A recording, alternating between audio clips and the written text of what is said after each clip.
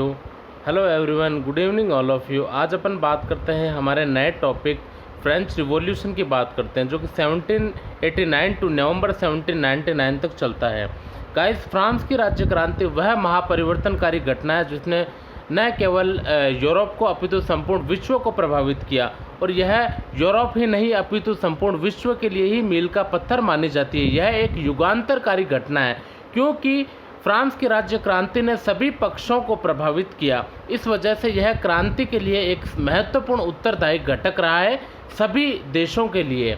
तो आधुनिक युग में जिन महापरिवर्तनों ने पश्चिम को वैश्विक मंच पर बदलकर अति विकसित और सक्षम राष्ट्र बना दिया, जिसके उत्तरदायी कारणों में फ्रांस की राज्य क्रांति ने अपना नाटकीय रूप से अमूल्य योगदान दिया। फ्रेंच रिवॉल्यूशन संपूर्ण विश्व के लिए मील का पत्थर मानी जाती है। भारत भी इसके आदर्श वाक्यों के ऋणी रहे हैं। फ्रांस की क्रांति का प्रभाव देखिए, वैसे 1789 की फ्रांस की क्रांति संपूर्ण यूरोप के लिए महत्वपूर्ण रूप से मानी जाती है और यह विश्व के लिए मील का पत्थर भी माना जाता है। तो 1789 की फ्रांसीसी क्रांति यूरोप के इतिहास में एक महत्वपूर्ण मील का पत्थर है। यह राजाओं शासकों की निरंकुशता के खिलाफ जनता का प्रथम महान विद्रोह था। राजाओं शासकों की निरंकुशता से आशय राजाओं के स्वेच्छाचारी और निरंकुश कानून कायदे, यानी राज्य के लिए जो सही है या गलत हो, राजा को अपनी मनमानी से कानून लागू करना पड़ता था। यदि आपने कानून मान लिया तो अच्छी बात है, वरना नहीं माना तो गिलेटिन पर मृत्युदंड दे दिया जाता था। इसीलिए डरते हुए राजा का कानून सभी को मानना पड़ता था, वही अंतिम निर्णय होता था। तो फ्रांस की क्रांति ने स्वतंत्रता, समानता और बंधुत्व जैसे आदर्श विचारों को उत्पन्न किया, और इन विचारों ने फ्रांस की सीमाओं को पार किया और संपूर्ण यूरोप को प्रभावित किया। भारत भी फ्रांस के इन विचारों से बहुत प्रभावित है और ऋणी है स्वतंत्रता, समानता और बंधुत्व जैसे विचारों से। क्रांति ने न केवल लोगों के राजनीतिक, सामाजिक और आर्थिक जीवन को बदल दिया, बल्कि विश्व इतिहास के पूरे पाठ्यक्रम को भी प्रभावित किया। देखिए, फ्रांस की क्रांति केवल राजाओं की निरंकुशता के खिलाफ तो थी नहीं। फ्रांस की क्रांति ने सभी तथ्यों को अपने सामने रखा, जैसे राजाओं की निरंकुशता, उनकी स्वेच्छाचारी नीतियां हैं, नौकरशाहों की कुटिल चालें हैं, किसानों का आर्थिक शोषण है, धार्मिक रूढ़ता है, धार्मिक सामाजिक दोष है, महत्वपूर्ण कर प्रणालियां हैं। तो इस प्रकार से कई सारे पक्ष थे जिसमें नागरिक अधिकारों को सर्वोपरि भी माना गया था। ये सारे महत्वपूर्ण तथ्य देखे जाते हैं। फ्रांस का समाज देखिए, फ्रांस की राज्य क्रांति के लिए फ्रांस का समाज महत्वपूर्ण रूप से उत्तरदायी रहा है, और फ्रांस के समाज ही क्रांति के लिए महत्वपूर्ण कारक भी रहा है। जैसे फ्रांस का समाज 3 भागों में बांटा गया है, फर्स्ट स्टेटस, सेकंड स्टेटस और थर्ड स्टेटस। जिसमें फर्स्ट स्टेटस जिसमें किंग और शाही परिवार के लोग आते हैं। सेकंड स्टेटस के अंदर पादरी वर्ग, चर्च और नौकरशाही जो कि सैन्य असैन्य अधिकारी वर्ग आते हैं। देखो, राजकीय तौर पर इन्हीं 2 वर्गों को ही राजकीय विशेषाधिकार प्राप्त थे। बाकी का जो तृतीय वर्ग था, जो मेहनतकश किसान मजदूर वर्ग था, जो विशेषाधिकारों से वंचित वर्ग था, उन्हें किसी भी प्रकार के राजकीय विशेषाधिकार नहीं थे। उल्टे प्रथम वर्ग और द्वितीय वर्ग के जो लोग थे, जो स्टेटस लोग थे, वे उन्हें परेशान करते थे निरंतर। तो ये चीज़ हमें देखने को मिलती है। Important fact of French revolution, France की राज्य क्रांति के कुछ महत्वपूर्ण तथ्य हैं। जैसे फ्रांस की राज्य क्रांति से पूर्व फ्रांस में सामंतवादी प्रथा प्रचलित थी। राजा निरंकुश और स्वेच्छाचारी होता था, ठीक है, यानी राजा का जो भी निर्णय होता था वो अंतिम होता था और सभी को उसका आदेश मानना पड़ता था, चाहे वो आपके देश के लिए अच्छा हो या गलत हो। रोमन कैथोलिक चर्च का धार्मिक वर्चस्व ज़्यादा था, जो कि रूढ़िवादी चर्च में आता था। फ्रांस के समाज में पादरियों का सम्मान अधिक था, जिन्हें राजकीय विशेषाधिकार प्राप्त थे। पादरी सामान्य जनता, किसानों से टाइथ नाम का कर वसूल करते थे, जो कि धार्मिक कर कहलाता था। नौकरशाही, सैन्य असैन्य कर्मचारी सामान्य जनता से बहुत सारे कर, भू राजस्व, रेवेन्यू, टैक्स वगैरह वसूल करते थे और किसानों का शोषण करते थे, जिस वजह से जो सामान्य नागरिक है वे काफ़ी परेशान होते थे। एक चित्र में दे रखा है, देखो किस प्रकार सामान्य लोग पाव रोटी के लिए परेशान होते हैं, इतनी मेहनत करते हैं, उसके बावजूद भी ये कमबख्त लोग कर वसूल करके ले जाते हैं और जबरन टैक्स वसूली करते थे। फ्रांस के सम्राट अपने देश की अर्थव्यवस्था को नज़रअंदाज कर विदेश नीतियों में, अय्याशियों में बहुत ज़्यादा खर्चा करते थे और फ्रांस के सम्राट ही अपनी अर्थव्यवस्था के लिए उत्तरदायी है, जिम्मेदार है। इसी वजह से उनकी आर्थिक स्थिति बिगड़ गई। फ्रांस की क्रांति का स्वरूप देखिए, फ्रांसीसी क्रांति का स्वरूप समझने के लिए इसकी उत्पत्ति, प्रगति और महत्वपूर्ण परिवर्तनों तथा समकालीन यूरोप पर पड़े प्रभावों का विश्लेषण करना पड़ता है। ठीक है, क्रांति की उत्पत्ति मध्यम वर्ग के शोषण के कारण हुई। यहाँ मिडिल क्लास का शोषण देखा जाता है, किंतु जब यह पावरफुल बनी, सशक्त बनी, तो सशक्त नेतृत्व के अभाव में यह क्रांतिकारियों के हाथों में चली गई। क्रांतिकारी जैसे जैकोबिन क्लब हो गया, जो कि क्रांतिकारियों का दल था। यह क्रांतिकारी क्रांति के आदर्शों और मूल्यों को संरक्षित नहीं रख सकते। फलस्वरूप शासक की दुर्बलता का लाभ उठाकर नेपोलियन ने अपना साम्राज्य समेट लिया। ठीक है, नेपोलियन ने इसका लाभ उठाया और उसने क्रांति के मूल आदर्शों को परिवर्तित करते हुए समस्त यूरोप को प्रभावित किया। नेपोलियन बोनापार्ट ही इसके देखे जाते हैं साम्राज्य विस्तार के रूप में। फ्रांस की राज्य क्रांति के कारण मेनली मोस्ट ऑफ अपन को इसमें 4 कारण दिखाई देते हैं: राजनीतिक कारण, सामाजिक कारण, आर्थिक कारण और धार्मिक कारण। ठीक है, राजनीतिक कारण में हम देख सकते हैं निरंकुश राजसत्ता है, राज दरबारों की विलासिता है, प्रशासनिक भ्रष्टाचार है, प्रशासनिक अव्यवस्था है, न्याय व्यवस्था की दुर्बलता है। आर्थिक कारण में अव्यवस्थित अर्थव्यवस्था है, दोषपूर्ण कर प्रणाली है। ठीक है, व्यापारिक व्यवसायिक का अवरोध दिखाई देता है, बेकारी की समस्या दिखाई देती है, पावरोटी वाली दिक्कत आ जाती है, सैनिकों का असंतोष है, राजाओं का विदेश नीतियों में संलग्न होना। ये कई सारे कारण हैं। तात्कालिक कारण लुई 16वें की अयोग्यता ये देखी जाती है क्रांति के लिए। राजनीतिक कारण की बात करते हैं तो यहाँ राजा निरंकुश होते हैं, जैसे लुई 14 है, जो राजा अपने आप को ईश्वर का प्रतिनिधि मानता है, जो उनकी निरंकुशता की ओर इशारा करती है। और वह कहता था, लुई 14वां कहता था कि उसकी इच्छा ही कानून है। फ्रांस के बुर्बो वंश का सम्राट लुई 14वां एकदम दंभपूर्ण कहता था कि मैं ही राज्य हूँ। ठीक है, लुई 16वां कहता था मेरी इच्छा है, मेरी इच्छा ही कानून है, यानी वह कहता था मेरी इच्छा है इसीलिए वह कानून है। तो इस प्रकार यहाँ अपन राजाओं की निरंकुशता देख सकते हैं, उनकी स्वेच्छाचारी नीतियाँ, वह अपने लिए कितने जिम्मेदार होते थे, वह अपने लिए ही सब कुछ विशेष पाना चाहते थे, बाकी जनता जाए भाड़ में, उनको कोई मतलब नहीं था। ठीक है, तो इस व्यवस्था में राजा की आज्ञा का उल्लंघन करना अपराध माना जाता था। यदि हमने राजा के उल्लंघन किया, राजा की जो कानून है उनकी नीतियों का, चाहे वो हमारे देश के लिए अच्छी हो या गलत हो, तो हमें गिलेटिन या मृत्युदंड की सज़ा भी सुना सकते थे, हमें आजीवन कारावास की भी सज़ा दे सकते थे। इस प्रकार की सज़ाओं का प्रावधान था जिससे लोग बाग डरते थे। इसके अलावा राज दरबार की विलासिता, बहुत ज़्यादा विलासीपूर्ण जीवन था, अच्छी क्वालिटी की शराब चाहिए, अच्छे प्रकार के आमोद प्रमोद का जीवन चाहिए, सभी प्रकार के 36 अवगुण उनके अंदर मौजूद थे। केंद्रीकृत शासन व्यवस्था, जो केंद्रीकृत शासन व्यवस्था का ढांचा था, सेंट्रलाइजेशन था, वह पूरी तरह बेकार हो चुका था। राजा ही हर प्रकार के जो विभाग है उन पर कंट्रोल पाना चाहता था, जिस वजह से प्रशासन में बहुत ज़्यादा भ्रष्टाचार फैल गया। ठीक है, हर जगह भ्रष्टाचार, मापतोल की प्रणाली में भी भ्रष्टाचार देखने को मिलता है। तो इसके साथ साथ ही दुर्बल न्याय व्यवस्था भी उत्तरदायी थी। ठीक है, जैसे दुर्बल न्याय व्यवस्था में कह सकते हैं कि फ्रांस में एक राजज्ञ यानी शाही लेटर होता था, जिसे लेटर दी केचे का भी नाम बोल सकते हैं। तो लेटर दी केचे अगर किसी के पास में आ गया तो मैंने मान लो सामने वाले ने कोई अपराध किया है या नहीं किया है।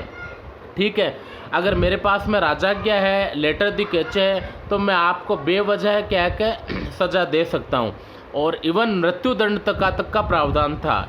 यह इतना पावरफुल था, तो इसका दुरुपयोग होता था।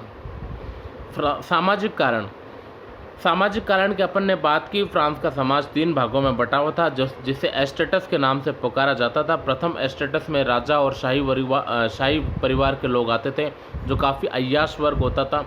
सेकंड एस्टेटस में धार्मिक वर्ग, पादरी, चर्च और नौकरशाही आते थे। यह भी अय्याश था और इनके पास भी काफ़ी प्रॉपर्टीज़ होती थी। ये लोग टैक्स वसूल करते थे। धार्मिक वर्ग ताइथ नाम का टैक्स वसूल करते थे और नौकरशाही जो कि सैन्य असैन्य वर्ग है, यह अलग अलग विभिन्न प्रकार के कर वसूल करते थे। रेवेन्यू टैक्स वगैरह है, अनेकों प्रकार के टैक्स हैं। और सामान्य वर्ग किसान मजदूर, सामान्य वर्ग में थर्ड स्टेटस में आते थे। सामान्य वर्ग किसान मजदूर है, मध्यम वर्गीय परिवार, डॉक्टर, इंजीनियर एक्सेट्रा, ये लोग आते थे, जिन्हें राजकीय विशेषाधिकारों से वंचित किया गया था। किसी भी प्रकार की राजकीय सुविधा इन्हें प्राप्त नहीं थी। उल्टा ये लोग शोषित वर्ग था। तो प्रथम और द्वितीय एस्टेटस तृतीय एस्टेटस का शोषण करते थे। भू राजस्व में विभिन्न करों की वसूली करते थे। तीसरे वर्ग को किसी भी प्रकार की राजकीय सहायता प्राप्त नहीं थी और कालांतर में यही कलह का कारण निकला था। आर्थिक कारण की बात करते हैं, इकोनॉमिकली अव्यवस्थित अर्थव्यवस्था। फ्रांस में हमें अव्यवस्थित अर्थव्यवस्था देखी जाती है। फ्रांस सम्राटों की अयोग्यपूर्ण आर्थिक नीतियां हैं, उनका विदेश नीतियों में संचालित करना, बड़े पैमाने पर फ्रांस की राजकीय पूंजी का अपव्यय है। तो इस वजह से आर्थिक स्थिति सोचनीय अवस्था में आ गई और फर्जीवाड़ा और भ्रष्ट नौकरशाही, कई सारे कारण हैं। अव्यवस्थित अर्थव्यवस्था है, दोषपूर्ण कर प्रणाली है, कई सारे टैक्सेस थे जो बेवजह वसूले जाते थे और बेवजह उन पर जबरन लाद दिए जाते थे और शोषण किया जाता था। किसानों पर अत्याचार किया जाता था। व्यापारिक एवं व्यावसायिक अवरोध भी दिखाई देता है। व्यापारियों को किसी भी प्रकार की छूट नहीं थी, मुक्त व्यापार की छूट नहीं थी कि आप मतलब बड़े पैमाने पर व्यापार कर सकते हो, स्वतंत्र हो व्यापार के लिए, ऐसी कोई नहीं थी, इसलिए अवरोध था। सम्राट की निरंकुश विदेश नीतियाँ, जैसे लुई 14वें ने अनेकों विदेशी युद्ध किए, जिससे फ्रांस की अर्थव्यवस्था लगभग बर्बाद हो गई। लुई 15वां अयोग्य और विलासी था, बहुत ज़्यादा पैसे उड़ाता था, मज़े लेता था, अपने शाही गुण के, शाही परिवार से संबंधित मज़े लेता था, खूब लुफ्त उठाता था। लुई 16वां ने अमेरिकी क्रांति में पढ़कर फ्रांस की अर्थव्यवस्था को दांव पर लगा दिया।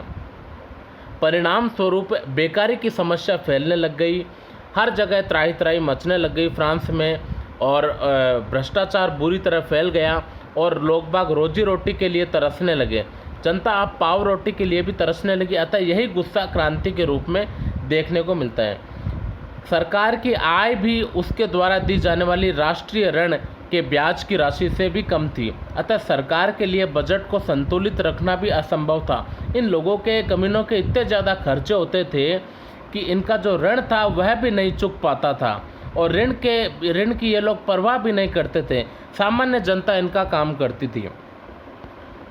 बास्तिल फोर्ट का पतन, ये इसे अपन तात्कालिक कारण भी कह सकते हैं, ठीक है।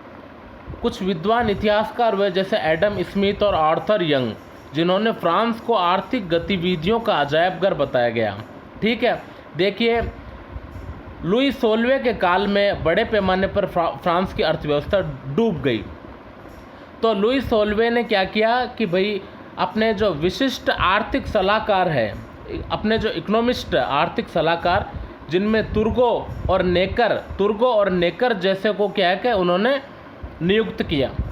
तुर्गो और नेकर ने एक रास्ता बताया कि यदि आप प्रथम वर्ग और द्वितीय वर्ग के विशेषाधिकारों को वंचित कर सकते हो, विशेषाधिकारों पर अंकुश लगा सकते हो, लोगों के पावर पर अंकुश लगा सकते हो, जैसे पादरी वर्ग है, नौकरशाही वर्ग है, चीफ अधिकारीगण वर्ग है, उन पर आप कमर कस सकते हो, उनके विशेषाधिकारों पर अंकुश लगा सकते हो, तब कुछ हम अर्थव्यवस्था पर बात कर सकते हैं।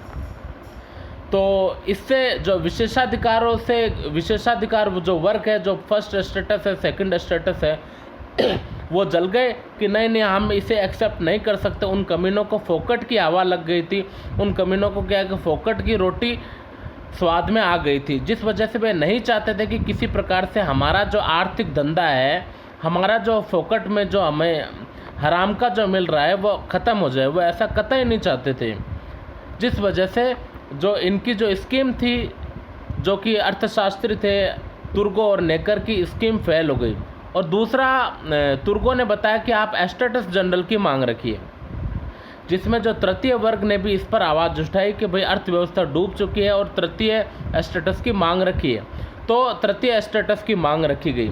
तृतीय स्टेटस के अंदर क्या हुआ, थर्ड जो पार्टी है, यानी कह सकते हैं कि थर्ड स्टेटस का बोलबाला ज़्यादा रहा, जिस वजह से फ्रांस की सरकार ने पेरिस की जो सांसद के विरुद्ध यानी ड्यूमा के विरुद्ध कार्रवाई की और उसको समाप्त कर दिया। इससे जनता भड़क गई। जो पेरिस की सांसद थी वो तृतीय वर्ग से संबंधित थी, तो उसे क्या है कि राजा सहन नहीं कर सका थर्ड स्टेटस वालों को, क्योंकि वे लोग हीनता की दृष्टि से ऊंच नीच वाली भावना से देखते थे। तो उसने यह कार्रवाई कर समाप्त कर दिया, जिससे जनता में अत्यधिक आक्रोश क्रोध उत्पन्न हो गया और सैनिकों ने जजों को गिरफ्तार करने से इनकार कर दिया। जनता ने स्टेटस जनरल के अधिवेशन की मांग की और यह बैठाया गया। इन परिस्थितियों में राजा को झुकना पड़ा और उसने 175 वर्षों यानी 1614 से 1789 ईस्वी के बाद स्टेटस जनरल के निर्वाचन के लिए आदेश जारी किए और इस प्रकार जो स्टेटस जनरल का वर्चस्व थर्ड स्टेटस के पास में रहा, यानी सामान्य जनता के पक्ष में रहा। इस प्रकार फ्रांस की क्रांति 1789 ईस्वी में आरंभ देखी जाती है। फ्रेंच रिवॉल्यूशन के अंदर विचारकों और दार्शनिकों की भूमिका देखिए, हर क्रांति के पीछे दार्शनिकों और विचारकों की भूमिका रही है। जो कि पढ़े लिखे वर्ग हैं, उनके विचारों से जनता काफ़ी प्रभावित हुई है, जिनमें तीन विचारक महत्वपूर्ण हैं। जैसे मोंटेस्क्यू है, तो मोंटेस्क्यू ने अपनी book the spirit of laws में राजा के दैवीय अधिकारों के सिद्धांतों का खंडन किया और फ्रांस के अंदर जो चल रही भ्रष्टाचार की नीतियाँ है, जो अर्थव्यवस्था है, जो राजा के निरंकुश अधिकार है, उसकी भी उन्होंने घोर निंदा की, जिससे जनता पर काफ़ी प्रभाव पड़ा।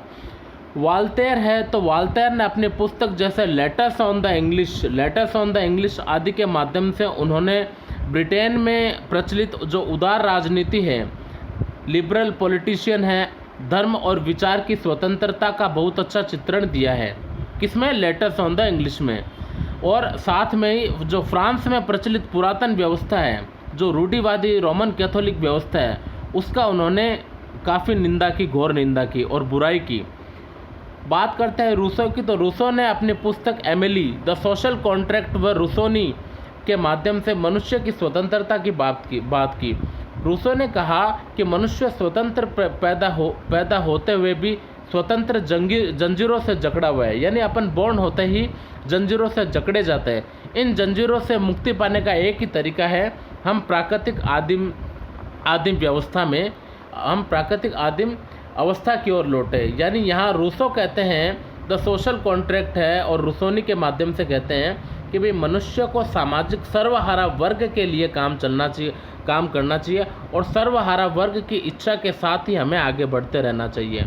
स्वतंत्रता दिवस, तो फ्रेंच रिवॉल्यूशन की बात करते हैं तो 14 जुलाई 1789 को जब पेरिस की भीड़ ने बास्तिल के किले पर हमला कर दिया, जब वो स्टेटस जनरल की मांग बुलाई थी और विरोध हो गया था, तो इन्होंने क्या किया कि कैदियों को छुटाने के लिए 14 जुलाई 1789 को बास्तिल के किले पर हमला बोला, किले को आग लगा दी और वहाँ से कैदियों को छुटा लिया। बास्तिल का पतन एक युगांतरकारी घटना थी, जो निरंकुशता का पतन एवं जनता की विजय का प्रतीक माना जाता है।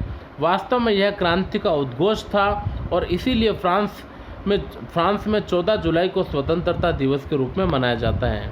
तो थैंक यू वेरी मच। अगर आपको प्लीज़ पसंद आया है तो प्लीज़ लाइक करना, शेयर करना, सब्सक्राइब करना।